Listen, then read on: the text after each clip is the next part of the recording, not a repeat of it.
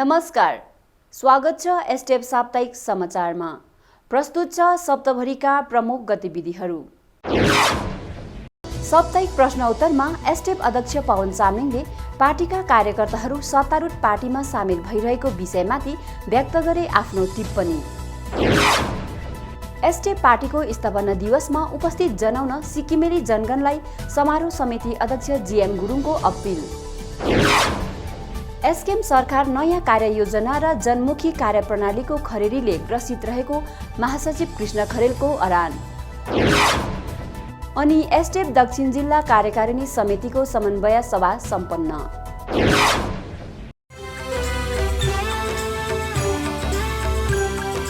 सिक्किम को मिला अब देश का द्वितीय सबसे बड़ा मल्टी स्पेशलिटी हॉस्पिटल। मुख्यमंत्री पवन चामलिंग ने सभी सिक्किम वासियों को निशुल्क स्वास्थ्य उपचार के अलावा सिक्किम के विद्यार्थियों को निशुल्क मेडिकल शिक्षा देने का किया है ऐलान।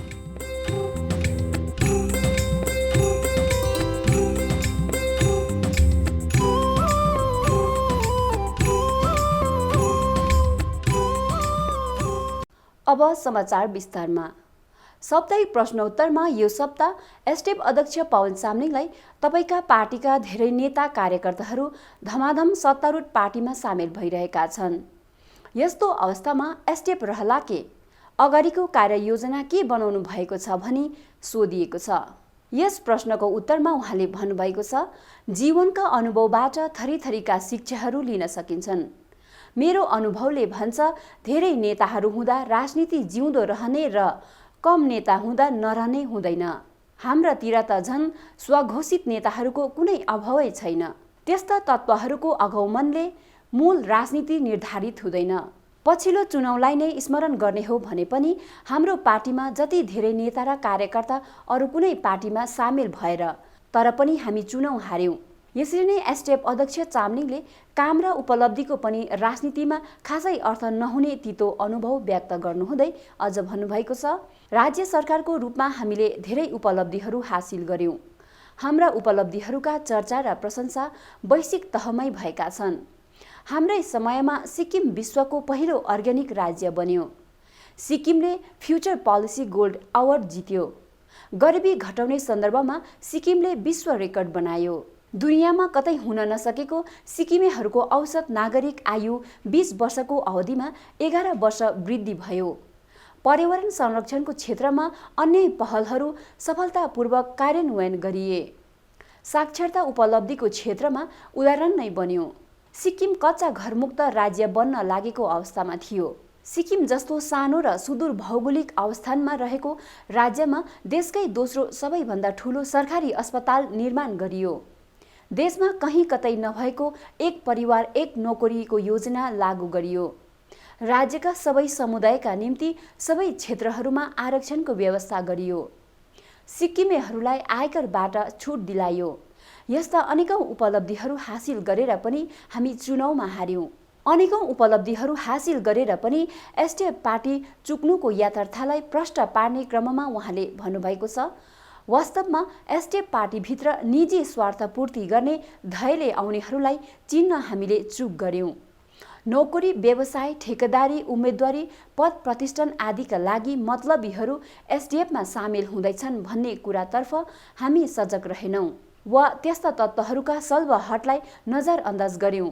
त्यसैले हाम्रो पार्टीमा व्यक्तिगत फाइदा उठाउने र सामाजिक नोक्सानी गर्ने कथित नेता कार्यकर्ताहरू थुप्रिँदै गए। फलस्वरूप पाखण्डीहरूको जमातले पार्टीभित्र जग्गा ओगट्दै लग्यो। हामी बहुल नेतृत्वको पक्षमा थियौं, तर नेतृत्वको बहुलताभित्र पार्टीलाई ध्वस्त पारेर आफ्नो हुँदो गर्न चाहनेहरूको भिड बढ्दै गएको कुरोलाई हामीले गम्भीरतासँग लिएनौं वा त्यस्ता तत्त्वहरूको चालखेललाई रोक्नेतर्फ चाहे जति पहल हामीले गर्न सकेनौं। एउटा घर बनाउनलाई पनि पुँजी र अन्य सरसामग्री मात्र पर्याप्त हुँदैन। हामीलाई घरको नक्सा बनाउन आर्किटेक्ट चाहियो, त्यसलाई कार्यान्वयन गर्न इन्जिनियर चाहियो अनि दक्ष श्रमिक र औजार उपकरणहरू चाहियो। त्यति मात्र भएर पनि हुँदैन, सो घरको स्याहार सम्भार र रखरखाउ गर्ने मालिकत्वको भावना पनि चाहिन्छ। यदि एउटा घर बनाउने र सम्हाल्ने कुरो यति जटिल हो भने देश, राज्य र समाज बनाउने र सम्हाल्ने कुरो कति कठिन र गम्भीर कुरो होला। हामी धेरैजनाले ख्यालै गर्दैनौँ कि सामूहिक जीवनको भविष्यलाई प्रभावित गर्ने निर्णय राजनीतिले गर्न सक्दछ वा गर्दछ। राजनीति व्यक्तिगत स्वार्थपूर्तिको माध्यम होइन। त्यसैले सिक्किमको राजनीतिमा सङ्घर्ष गर्न चाहने र सङ्घर्ष गर्न सक्ने नेता र कार्यकर्ताहरूको जरुरी छ। हामीले बुझ्नुपर्दछ कि सुविधाले शारीरिक जीवनलाई आराम देला, तर सङ्घर्ष र बलिदानले मान्छेको आत्मिक जीवन वा चरित्रको निर्माण गर्दछ। चिजहरूले भौतिक निर्माण गर्न सक्दछ, तर साहस र इच्छा शक्तिले मात्र मानव निर्माण गर्दछ। समाज, देश बनाउन मानव शक्ति नै जरुरी हुने एसडिएफ अध्यक्ष चामलिङले भन्नुभयो। पछिल्लो चुनावले वास्तवमा एसकेएमको जितलाई होइन, तर एसडिएफको हारलाई प्रमुख रूपले प्रकट गरेको अनि एसडिएफले आफ्नो भित्रको कमजोरीलाई देख्न नसक्दा जनता एसकेएमलाई भोट हाल्न बाध्य बनेको विषयलाई उजागर गर्नुहुँदै एसडिएफ अध्यक्ष तथा पूर्व मुख्यमन्त्री पवन चामलिङले जनता एसडिएफलाई नै भोट लगाउन चाहन्थे, तर जनता र पार्टीबीच साधु बिरालोको भेषमा बसेका पाखण्डहरू थिए, जो पार्टीभित्र शाकाहारीको अभिनय गर्थे र जनतापट्टि फर्केर नरभक्षी झैँ व्यवहार गर्ने विषय उहाँले अवगत गराउनुभयो। त्यही क्रममा एसडिएफ अध्यक्ष चामलिङले भन्नुभएको छ, त्यसैले आज जो जति पनि तथाकथित नेताहरू सत्तारूढ पार्टीमा सामेल भइरहेका छन्, ती तिनै मानिसहरू हुन् जसले एसडिएफमा कमाएको पद र प्रतिष्ठा आज बेचिरहेका छन्। पूर्व मन्त्री, पूर्व विधायक, पूर्व अध्यक्ष, पूर्व फलाना, पूर्व ढिस्काना आदि एसडिएफ सरकारमा कमाएको नाम र पदवीलाई बेच्ने होरमा अहिले उनीहरू छन्। त्यो रेट तोकाइ हो, व्यापार हो, त्यसलाई राजनीति भन्न सकिँदैन। यी सबै कुराहरू हेर्दा कता कता मलाई एनिमल प्लानेटको टिभी सो हेरे जस्तो पनि लाग्छ। जता जता हरियो त्यता त्यतै दौडियो। पशुहरू त्यसै गर्छन्। एउटा मैदानमा घाँस सकिएपछि पशुहरू अर्कै घाँस भएको मैदानमा सर्छन्। आज एसडिएफ सरकारमा नरहेपछि उनीहरू स्वार्थी तत्त्वहरू सत्तारूढ पार्टीमा सल्किन थालेका छन्। भोलि एसकेएमले चुनावमा हारेको खण्डमा उनीहरू फेरि अर्कै घस्याउलो मैदानमा सर्नेछ। उत्तर दिने क्रममा उहाँले भन्नुभएको छ, सिक्किम अहिले राजनीतिक दृष्टिले केही शिथिल छ। यसो भनौँ, कलम काटिसकेको चिया बगन जस्तो राजनीतिक परिदृश्य अहिले सिक्किममा छ। बाहिरबाट हेर्दा यो उजारिएको बगन जस्तो देखिएको छ, तर खासमा त्यसो होइन। मलाई विश्वास छ यो नयाँ हरियालीको सङ्केत हो। अहिलेको अवस्था भनेको पुराना अनुत्पादक बोटहरूलाई नयाँ बोटहरूले प्रतिस्थापना गर्दै गरेको अवस्था हो। हामी विश्वस्त छौँ सिक्किममा प्रजातान्त्रिक मूल्य मान्यता र संस्थानहरूलाई नासेर जुन विध्वंसको अवस्था अहिले सृजना गरिएको छ, यो यस्तै र यतिकै रहिरहने छैन। यसको निकास हुनेछ। जनता अहिले नै उकुस मुकुसको अवस्थामा छन्। हामी तिनै जनताका साथमा छौँ। जनताका आवाजलाई मुखरित गर्दै हामी पनि गहन आत्मचिन्तन गरिरहेका छौँ र हालका सबै स्थिति परिस्थितिहरूलाई गम्भीर ढङ्गले हेरिरहेका छौँ। तपाईहरूलाई म स्मरण गराउन चाहन्छु कि एसडिएफले एउटा चुनाव मात्र हारेको हो, लडाइँ नै हारेको होइन। हामीले सरकार बनाउने चुनाव हारेका हौँ, सिक्किम बनाउने सपनाको लडाइँ हारेका होइनौँ। थुप्रै सत्ताका दलहरूले पार्टी छोडेर गए पनि प्रजातन्त्रका योद्धाहरू आज पनि एसडिएफमै छन्। उत्तरको अन्त्यमा एसडिएफ अध्यक्ष चामलिङले मलाई यो पनि थाहा छ कि हाम्रा कतिपय इमान्दार, न्यायप्रेमी, सज्जन साथीहरूलाई सत्ताभोगीहरूले दिग्भ्रमित गरेर डर, त्रास देखाएर वा अन्य माध्यमद्वारा फसाएर सत्तारूढ पार्टीमा सामेल गराएका छन्। म उनीहरूको स्थितिलाई बुझ्दछु र उनीहरूप्रति सद्भाव राख्दछु। उनीहरू शरीरले मात्र सत्ता पार्टीमा छन्, तर मन, चिन्ता र आत्माले हामीसितै छन् भन्नुभएको छ। एसडिएफ नयाँ ऊर्जा र उत्साह लिएर अझ सशक्त रूपमा अघि आउने तथा एसडिएफको साँचो र क्रान्तिकारी रूप अहिले पनि नबिल्याएको र सकिगएको छैन भनी एसडिएफ अध्यक्ष तथा पूर्व मुख्यमन्त्री पवन चामलिङले अवगत गराउनु भएको छ। 4 मार्च 1993मा स्थापित एसडिएफ पार्टीले आफ्नो स्थापनाको 29औं वर्ष टेक्न लागिरहेको छ। सिक्किमेली राजनीतिक इतिहासमा क्षेत्रीय पार्टीले यति लामो अवधिलाई पार गर्ने एकमात्र पार्टी एसडिएफ पार्टी हो। सिक्किम र सिक्किमेली जनगणको हितमा 25 वर्षको कार्यकालभरि यस पार्टीले अभूतपूर्व उपलब्धि र योगदान दिने ऐतिहासिक कदम उठाएको छ। विगत 2 वर्षदेखि यता राज्यको एकमात्र विपक्षी पार्टीको रूपमा प्रजातान्त्रिक प्रणालीलाई अङ्गीकार गर्दै राज्य र नागरिकहरूको पक्षमा आफ्नो सबल र जीवन्त उपस्थित जनाउँदै आइरहेको छ। आगामी 4 मार्च 2021 को दिन एसडिएफ पार्टीले गान्तोकको इन्दिरा बाइपास स्थित पार्टी मुख्यालयमा ऐतिहासिक तथा गौरवपूर्ण पर्वको रूपमा स्थापना दिवस पालन गरिरहेको छ। स्थापना दिवसको अवसरमा पूर्व मन्त्री तथा स्थापना दिवस समारोह समिति अध्यक्ष जीएम गुरुङले सम्पूर्ण सिक्किमेली जनगणलाई उपस्थित जनाउन भिडियोद्वारा अपिल गर्नुभएको छ।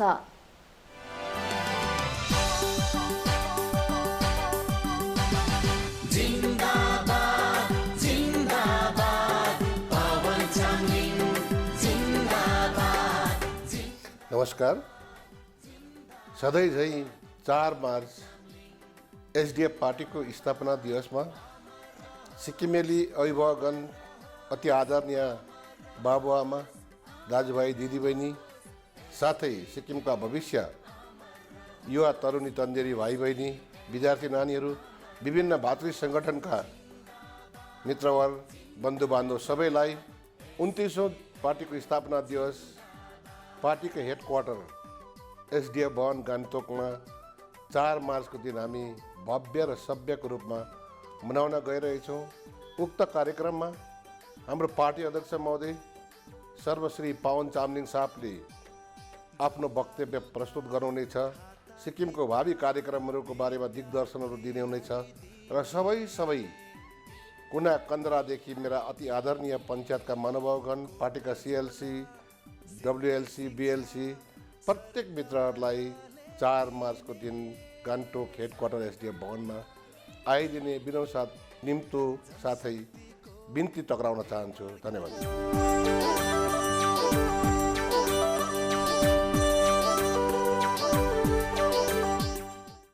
एसडिएफ साप्ताहिक समाचारमा यो छोटो विश्राम।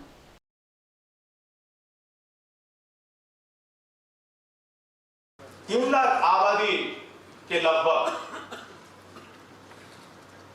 सिक्किम में मुल्की भारतीयों को ट्राइबल की जनजाति की मान्यता से वंचित रहना पड़ा और 30,000 लोग और 30,000 से थोड़ा ज्यादा, लगभग 30,000 लोग केंद्रीय आयकर की छूट से वंचित रहना पड़ा। इसलिए मैं प्रार्थना करना चाहूंगा कि जिस तरह से हिमाचल प्रदेश के जौनसरी जिला के सभी लोगों को जनजाति की मान्यता दी हुई है, ठीक उसी तरह सिक्किम के लोगों को भी जनजाति की मान्यता दी जाए।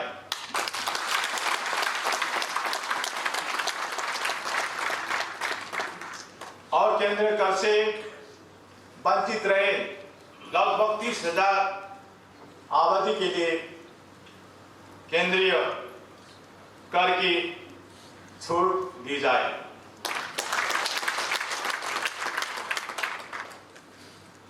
सिक्किम की लिंबू और तामाङ 2 समुदाय को अटल बिहारी वाजपेयी साहब की सरकार ने जनजाति की मान्यता दी हुई है, लेकिन अभी तक उन लोगों के लिए सिक्किम विधानसभा में सीट की सुरक्षा नहीं मिली है। इसलिए मैं प्रार्थना करना चाहूंगा कि लिंबू तामाङ समुदाय के लिए सिक्किम विधानसभा में सीट की सुरक्षा दी जाए।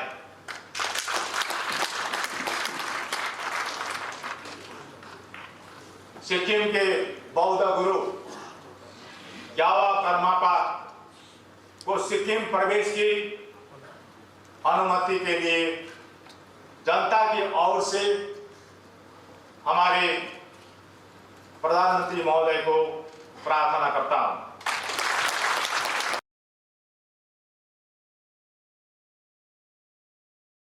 पवन जी ने जितनी बातें उसमें राज को रुपये दो, इतने पैसे दो, ऐसी कोई बात नहीं। बहुत बड़ी बात है। उन्होंने कहा तो यहाँ की जनजातियों के लिए क्या चाहिए, यहाँ के किसानों के लिए क्या चाहिए, यहाँ की जनजातियों को कौन सा हक चाहिए। ये राज्य प्रगति कर रहा है, उसका मूल कारण है पवन जी की ये सोच। यो छोटो विश्रामपछि यहाँहरूलाई पुनः स्वागत छ। राज्यमा सत्तारूढ पार्टीको नेतृत्वले सुचारू रूपमा सत्ता सञ्चालन गर्न नसकेको सत्यतालाई प्रकाश पार्दै एसकेएम सरकारमा नयाँ कार्ययोजना र जनमुखी कार्यप्रणालीको खरेडीले ग्रसित बनेको एसडिएफ पार्टीका प्रचार प्रसार महासचिव कृष्ण खरेलले बताउनु भएको छ। लाइभ भिडियो मार्फत जारी प्रेस वक्तव्यमा उहाँले सत्तालाई आकर्षणको केन्द्रबिन्दु बनाएर सरकारको जिम्मेवारी निभाउनुको सट्टा पार्टी विस्तार गर्न मात्र मुख्यमन्त्रीदेखि लिएर सबै जनप्रतिनिधिहरू दिनरात व्यस्त बनेको, पूर्व सरकारद्वारा पारित योजना अनुसार सम्पन्न कार्यहरूको रिबन काट्नु, मुख्य अतिथिको अंश ग्रहण गर्नु र नेता पवन चामलिङ तथा एसडिएफ पार्टीको आलोचना गर्नु मात्र अहिले सत्तारूढ पार्टीको मुख्य काम भएको छ भनी बताउनु भएको छ। महासचिव खरेलले अझ भन्नुभएको छ, रिन्चेनपोङमा सम्पन्न जोइनिङ कार्यक्रम ज्ञान र अनुभवको अभावमा मुख्यमन्त्री पीएस गोलेले पूर्व मुख्यमन्त्री पवन चामलिङको आलोचनामा सधैँ जस्तै सम्पूर्ण समय खर्चिएका छन्। सम्बोधनकै क्रममा मुख्यमन्त्री गोलेले पवन चामलिङले युवाहरूलाई कहिले पनि अघि बढ्न दिएन भन्ने अपत्यारिलो बयान दिएका छन्। उनको यस बयानमा उनको अनुभवहीनता र अज्ञानता छर्लङ्ग भएको छ। एसडिएफ पार्टी यस बयानको कठोर शब्दमा निन्दा गर्दै मुख्यमन्त्री तथा एसकेएम पार्टीलाई यो अवगत गराइन्छ कि पवन चामलिङको नेतृत्वमा रहेको एसडिएफ सरकारकालमा सबैभन्दा कम उमेरमा क्याबिनेट मन्त्री बन्ने अवसर त्यसबेला गोलेले पनि पाएका थिए। आज उनी उभिएको धरातललाई राम्ररी खोतालेर हेर्यो भने पवन चामलिङको समावेशी राजनीतिक दर्शन र युवामुखी नेतृत्व नै निर्माणको आधार भेटिन्छ। यस सत्यतालाई मुख्यमन्त्री गोलेले आफ्नो सङ्कीर्ण विचार र सत्ताको मातले छोप्ने प्रयास गरे पनि सत्य कहिले मेटिँदैन। सत्य सधैँ अमेट हुन्छ। यसैले अपत्यारिलो बयान जारी गर्न अघि मुख्यमन्त्रीले बारम्बार सोचेको बेस हुनेछ। यसरी नै गेजिङ कलेजका 4 विद्यार्थीहरू शिक्षा ग्रहण गर्ने नैसर्गिक अधिकारबाट वञ्चित भएको, राज्यमा कानुनी व्यवस्था राम्रो नरहेको उल्लेख गर्दै सङ्कीर्ण विचार अनुभवको अभाव, विवेकहीन नेतृत्वको कारण राज्यमा विकासको गति ठप्प छ। युवा विद्यार्थी र आम जनता असुरक्षित छन्। यस अवस्थाको एसडिएफ पार्टी भर्त्सना जनाउँदै सत्तारूढ दललाई सिक्किमेली जनता र सिक्किमको पक्षमा जनादेशलाई आदर गर्दै काम गर्न सुझाउ महासचिव खरेलले सत्तारूढ दललाई दिनुभएको छ। यसरी नै उहाँले प्रेस वक्तव्यमा सिद्धान्त र दर्शन राजनीतिको आत्मा हो। कुनै पनि राजनीतिक पार्टी सामेल हुनु र पार्टी छोड्ने प्रजातान्त्रिक प्रणालीले दिएको मौलिक अधिकार हो। यसलाई सबैले उपभोग गर्न सक्छन्। राजनीतिलाई सम्मानित बनाउन र यसको गरिमामा कायम राख्नको लागि सिद्धान्त र दर्शन अनिवार्य शर्त हो। यसैले राजनीतिक पार्टीमा आउने जाने क्रम एउटा सामान्य प्रक्रिया हो भन्नुभएको छ। सत्ता आकर्षणले लोभाएकाहरूले सत्तारूढ दलमा सामेल भएर राजनीतिको सत्ता केन्द्री पक्षलाई अपनाएका छन्। यसले उनीहरूको राजनीतिक लक्ष्य केवल सत्ता सुख र स्वार्थमा मात्र केन्द्रित रहेको प्रमाणित भएको छ। एसडिएफ पार्टीलाई त्यागेर सत्तारूढ दलमा सामेल बन्ने नेताहरूबारे सैद्धान्तिक रूपमा उनीहरू शून्य र जड रहेको एसडिएफ पार्टीको पक्षबाट ठहर गर्दै एसकेएम पनि सत्तामा नरहे भोलिको दिनमा यी सिद्धान्तहीन राजनीतिक व्यापारीहरू के अर्को सत्तामा सामेल हुन पुग्ने हुन् त भनी महासचिव खरेलले प्रश्न पनि गर्नुभएको छ।